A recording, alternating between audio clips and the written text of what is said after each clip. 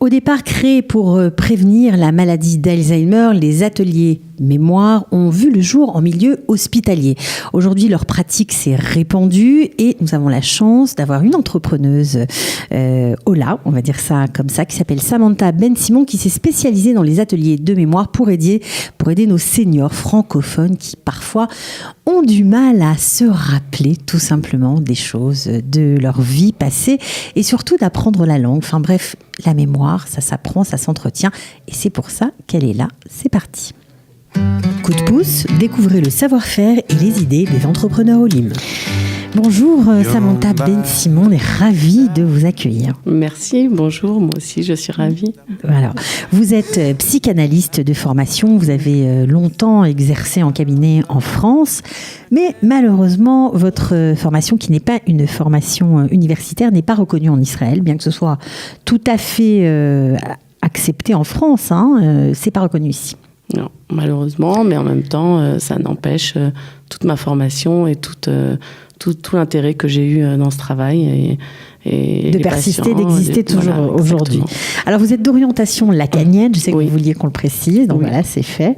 Et vous vous êtes dit, puisque ma formation n'est pas reconnue, alors que vous avez travaillé en milieu hospitalier, vous avez travaillé à Sainte-Anne, vous avez travaillé en cabinet, vous avez fait beaucoup de choses, vous êtes dit, je vais créer quelque chose qui n'existe pas ici. Qui n'existe pas, en tout cas, dans le milieu francophone. Ça, c'est une certitude. Donc, je me suis dit que c'était certainement une bonne idée. Et j'entendais aussi des personnes qui faisaient des activités, qui allaient dans des activités des seniors. Et c'était souvent les mêmes, c'est-à-dire soit des cours de bridge, c'est très bien, de Scrabble, et puis j'avais entendu, bien sûr, de par ma profession, entendu parler de ces ateliers en France, qui cartonnent. Beaucoup aujourd'hui de clubs, de maisons de retraite, d'associations pour seniors les proposent. Et il n'y en avait pas ici. Et il n'y en avait pas ici. En tout cas, pour les francophones, c'est sûr exactement. Il n'y avait pas ce genre d'activité. Alors, on va bien sûr expliquer tout de suite de quoi il s'agit. En gros, c'est quoi ces ateliers mémoire ? Alors, les ateliers mémoire, c'est des exercices que je propose. Alors, il y a des exercices qu'on fait à l'oral, des exercices qu'on fait à l'écrit, individuels ou en groupe. Et ça permet surtout de solliciter toutes les formes de mémoire. Ok. Voilà. Donc, c'est... Ça veut dire quoi ? C'est solliciter toutes les formes de mémoire pour rendre, en fait, la mémoire dans son ensemble plus performante, c'est ça ? Voilà, c'est ça. Alors, quand je dis solliciter toutes les formes de mémoire, il y en a plusieurs. Des mémoires, voilà. Il y a la mémoire à court terme, il y a la mémoire épisodique, il y a la mémoire sémantique, il y a la mémoire procédurale, il y a beaucoup de formes de mémoire. La mémoire perceptive aussi, celle qu'on connaît un peu plus classiquement, c'est-à-dire la mémoire visuelle, auditive, gustative. Voilà. Et en fait, dans cet atelier, on sollicite toutes ces mémoires pour justement utiliser le problème principal qui est la perte de mémoire immédiate. C'est-à-dire, je pose mon portable quelque part, puis je vais faire un tour et je ne sais plus où je l'ai mis. Puis je rencontre une personne pour la première fois, je lui demande son prénom et une semaine après, je ne m'en souviens plus. Et c'est ce que rencontrent comme difficulté la plupart des seniors aujourd'hui. Les seniors, ça veut dire que ça commence tôt. Les seniors, il y en a qui se plaignent de ce genre de manifestation dès l'âge de 40 ans. C'est pas tout à fait la même problématique. C'est-à-dire que ceux qui ont 40 ans, justement, sont hyper débordés par énormément d'informations. Okay. Bon, c'est pas tout à fait la même chose. Là, c'est vraiment plus... les seniors qui oublient vraiment. Voilà. Lié d'abord au fait qu'ils n'ont plus d'activité pour la plupart professionnelle, évidemment. Donc, il faut qu'ils réorganisent leur vie au quotidien. Voilà. Ça veut dire quoi ? Ça veut dire que si on n'utilise pas sa mémoire, on la perd ? On la perd pas, non. Elle s'use. Voilà, non, la mémoire ne s'use que si on n'utilise pas, ça c'est certain. La mémoire fait partie intégrante de chaque individu. On l'a tous en nous. Simplement, il faut la solliciter, il faut la réveiller. Voilà, c'est tout. Donc, c'est pas évident comme ça. Bien sûr, les seniors ont l'habitude de faire des mots fléchés, font des sudoku. Il y en a beaucoup qui font déjà, que je reçois en atelier, mais qui font des choses comme ça, qui écoutent des émissions de télévision comme Les chiffres et les lettres, encore, parce que c'est très bon ça aussi, ou n'oubliez pas les paroles, des choses comme ça. Donc ça, ils le font, c'est très bien. Sauf que là, l'intérêt de l'atelier, c'est de se retrouver tous ensemble c'est un groupe de 10-12 personnes. Ok, alors ce sont des ateliers bien sûr pour les seniors francophones, ce sont des ateliers qui sont faits en français. En français. La difficulté n'est pas encore plus grande quand on est au Lehadash, à la retraite, on ne parle pas forcément l'hébreu, qu'on a du mal à apprendre l'hébreu. Oui. C'est encore plus difficile. C'est encore plus difficile, mais la plupart des seniors font l'Ulpan ou ont fait l'Ulpan. Et l'atelier mémoire, ça permet forcément aussi d'aider à apprendre la langue. D'ailleurs, j'intègre dans les exercices, parfois, des exercices en hébreu. Alors, ça reste simple, mais ça leur permet d'intégrer aussi la langue. Donc, quelques mots de vocabulaire. On peut avoir un petit exemple ? Oui, j'ai là, ce qui me vient tout de suite, j'ai un exercice comme ça où je leur propose de placer les organes du corps.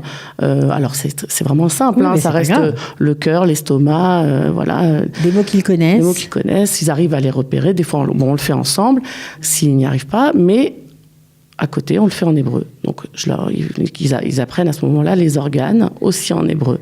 Voilà, un petit exemple. Vous avez parlé d'un phénomène très connu chez les personnes âgées. J'ai oublié mes clés, est-ce que j'ai fermé la porte ? Je sais plus où j'ai mis mon téléphone, j'ai perdu mon portefeuille, je sais plus où on m'a volé mes bijoux. Bref, plein de choses qui peuvent arriver aux personnes d'un certain âge. Je pense aussi à nos parents, parce que nous aussi, nous sommes les enfants d'une génération qui souvent est arrivée aussi en Israël, et c'est pas simple pour eux non plus. Voilà. Quel genre d'exercice vous proposez pour ce genre de choses ? Alors là, pour le coup, c'est des exercices où je vais leur donner des clés, en réalité. Mais je ne vais pas dévoiler mes petits secrets, parce que... Et non, on va pas tout dévoiler, mais bon, disons que ça aussi, c'est... Non, c'est-à-dire que je leur donne tout un système d'association d'idées, d'association d'images, pour pouvoir retenir plus facilement lorsqu'ils rencontrent quelqu'un pour la première fois. Voilà, donc c'est ce qui se passe et où on a mis son portable, où on a mis ses clés. Tout ça, vraiment, c'est vraiment les difficultés qu'ils ont. Moi, j'ai des personnes qui m'ont dit, j'ose même plus prendre la parole en public parce que j'oublie ce que je viens de dire, ou alors j'ai oublié le nom de la personne. Et ils sont pas malades, ils n'ont pas Alzheimer. Non, ils sont pas malades. Et c'est des personnes, je pense, comme vous et moi, qui vont prendre, dans quelques années, on va reconnaître les mêmes difficultés. Et en même temps, j'insiste vraiment sur le fait que c'est en utilisant ces exercices-là qu'ils s'aperçoivent qu'ils ont leur mémoire bien intacte et qu'il faut juste la réorganiser autrement. Alors, le but de cet atelier n'est pas seulement de retrouver, en tout cas d'améliorer ou d'entretenir sa mémoire, mais c'est aussi de faire du lien social entre les gens. C'est faire du lien social, mais c'est vraiment, et j'y tiens parce que ça fait partie aussi du fait, le fait que je sois psychanalyste et que j'aime aider les autres et que j'aime aider à redonner confiance aux personnes. Ça, c'est le but de leur redonner confiance, parce qu'on a tendance, à partir d'un certain âge, justement, parce qu'on ne travaille plus, à s'isoler, parce qu'on croit qu'on a des petits trous de mémoire, que ça y est, c'est Alzheimer, alors que pas du tout. Et du coup, j'utilise et je les sollicite à me parler de leur expérience professionnelle, de leur talent pour tel ou tel domaine. Et je souhaite, et je le fais vraiment avec beaucoup d'énergie et beaucoup de cœur, de leur donner confiance en eux. Et ça marche. Alors, ça marche tant et si bien que vous avez été un peu victime de votre succès. Vous avez commencé à faire un essai pour voir si ces ateliers de mémoire allaient avoir un écho auprès des francophones seniors, grâce à Céline Benamou, proyectoriste à la mairie de Tel Aviv, qui vous a donné un coup de pouce, on va dire. Tout à fait. Et vous avez donc lancé un atelier pour voir. Vous attendiez 20 personnes, finalement, il y en a eu 50. Ouais. C'était pas facile à gérer, mais j'y suis quand même arrivée. Et j'ai vu tout de suite, déjà, le fait qu'il y ait 50 personnes qui viennent en ne sachant pas vraiment de quoi il s'agissait, comment ça allait se passer, j'ai entendu ici un intérêt, déjà, pour l'activité en elle-même. Et puis, une fois que j'ai fait l'atelier, oui, les gens étaient ravis. Ils voulaient recommencer. Ils voulaient recommencer, tout à fait. Donc, comment ça se passe en milieu hospitalier en France ? Ce sont des ateliers qui sont suivis à quelle fréquence ? C'est toutes les semaines ? C'est tous les mois ? Je pense que ça dépend surtout de la pathologie. Ça dépend si c'est pour un AVC ou pour les malades d'Alzheimer. Mais ce qui est sûr, c'est que oui, il y a un suivi. Sauf que dans le milieu hospitalier, c'est plus stressant, c'est plus angoissant. Donc c'est pour ça que eux-mêmes dirigent les patients vers des clubs ou vers des associations pour que ce soit plus cool. Parce que la mémoire se travaille mieux en étant en détente. En détente. J'aime bien, moi. C'est important. Non, mais c'est vrai. Ok, donc apparemment ça a très bien marché. Est-ce que vous continuez à travailler avec la mairie de Tel Aviv ou en tout cas à proposer vos services avec la mairie de Tel Aviv? Alors avec la mairie de Tel Aviv, c'est en train de se faire avec le centre Zucker, qui dépend de la mairie de Tel Aviv, qui est une sorte de matnas pour seniors. Donc les gens ils ont accueilli le fait que vous vous adressiez uniquement aux francophones. Ça leur a pas posé de problème? Alors ça leur a pas posé de problème. Ils veulent aussi qu'on intègre des exercices en hébreu, ce que j'avais fait, ce qui est important parce qu'on est en Israël et que malgré tout il faut utiliser aussi cette langue. Et voilà, donc là oui, pour la mairie de Tel Aviv, c'est avec le centre Zucker. Et puis pour Tel Aviv, c'est aussi avec la Viso Tel Aviv. Oui, la Viso Tel Aviv aussi qui vous a beaucoup aidé. Donc c'est vrai que c'est un projet qui a suscité beaucoup d'enthousiasme parce que la Viso Tel Aviv est très dynamique, mais elle a aussi beaucoup aimé ce projet. Beaucoup aimé ce projet.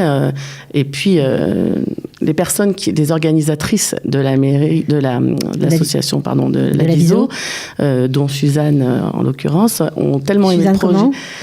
Suzanne Zana, il me semble qu'elle s'appelle, ont tellement aimé le projet qu'elles ont participé. Elles se sont tout de suite inscrites à l'atelier. Les 7 femmes du comité se sont inscrites tout de suite.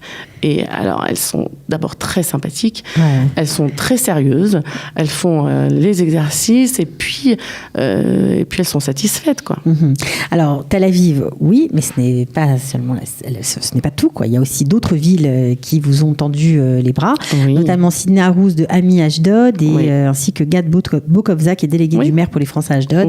Il va aussi vous aider. Voilà, Sidney, ça a été effectivement celui qui m'a ouvert la porte donc à Ashdod. Et donc, Ami, les personnes de l'association sont venues, ont suivi une session entière. Et là, on va recommencer incessamment sous peu. Je pense que ça va se faire à partir de mi-février. Donc, une autre session parce qu'ils en redemandent. C'est formidable. Alors, qu'est-ce que vous attendez de nous? Qu'est-ce que vous aimeriez, en fait? D'abord, j'aimerais envoyer le message, j'allais dire aux enfants, c'est-à-dire aux gens de notre génération qui proposent à leurs parents, parce que je sais qu'il y a beaucoup de seniors qui ne sont pas sur Facebook. Donc, voilà, ils peuvent rater l'information. Voilà, et du coup, il faut qu'on diffuse. Qu'on propose à ses propres parents. Voilà, il y a une activité sympa, intéressante, utile. En plus, franchement, c'est pas très cher. Je crois que si on passe par les associations, par exemple avec la Viso, c'est 300 shekels pour 10 séances. Donc c'est vraiment, c'est pas grand-chose. Si on a envie d'en faire peut-être en privé avec vous, c'est possible aussi? Alors c'est en train de se faire, mais voilà, moi c'est ce que je propose qu'on me contacte directement. Ouais, on parle sur Facebook, c'est ça? Alors voilà, on peut me joindre sur mon profil, Samantha Ben Simon. Et on peut vous appeler aussi ou pas? On peut m'appeler. Vous pouvez donnez-nous votre numéro, alors parce qu'on l'a pas. Vous pouvez y aller. Alors c'est le 054 939 2014. Ok.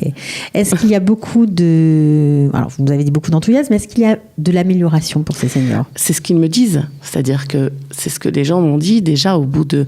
Alors, je dirais pas 2 séances, c'est pas vrai. 4-5 séances déjà. J'ai des personnes qui me disent c'est incroyable que j'arrive maintenant à retenir non seulement les noms, mais en plus, et ça aussi, ça paraît comme ça un peu banal, mais ça a tout son sens, quand quelqu'un regarde un film et qu'il voit son acteur préféré et elle oublie le prénom. Où elle se dit, mais je le connais depuis, ça fait 20 ans que je le regarde, c'est mon acteur préféré, et beaucoup de personnes oublient le prénom. Et ben non, là, tout d'un coup, ça se libère beaucoup plus, et je donne mes petites clés pour pouvoir retenir justement les noms des acteurs, les chansons. Ça aussi, c'est très important. Vous travaillez beaucoup avec de la musique, je crois. Oui, j'intègre beaucoup les chansons parce qu'il y a le facteur émotionnel aussi. Donc on retient plus facilement avec le facteur émotionnel. Exactement. La mémoire perceptive, c'est ça. Perceptive, voilà, oui. Bon. Ok, alors si vous avez envie d'aider peut-être vos proches, des papis, des mamies, vos parents, si vous avez envie de faire connaître, de leur faire connaître ces ateliers de mémoire, vous pouvez bien sûr contacter Samantha Ben Simon, psychanalyste de formation, on l'a dit. Voilà, on espère que ça vous aidera, que ça va aider plein de gens qui nous écoutent. Voilà. Oui, j'espère aussi. Ouais. Merci beaucoup, en tout cas, de me donner la possibilité d'en parler, de diffuser, d'en parler. Ça me tient vraiment à cœur parce que c'est quand je vois des personnes comme ça, isolées ou en retrait, qui savent pas et qui viennent et tout d'un coup, ils sont très riches en fait, ils ont plein de choses à dire. D'abord, c'est des gens extraordinaires qui ont plein de choses à dire, qui ont envie aussi eux d'aider, donc ils sont vraiment dans une démarche d'échange, de convivialité, tout ça. Et moi, ils m'enrichissent tout le temps. Voilà. Alors voilà, vous serez bien pris en main. Et en tout cas, votre mémoire fera des progrès, ça me paraît clair. Avec Samantha Ben-Simon, merci beaucoup. Merci beaucoup. Et à très bientôt. Ciao. Merci. Bye. Au revoir. Coup de pouce, découvrez le savoir-faire et les idées des entrepreneurs Olim.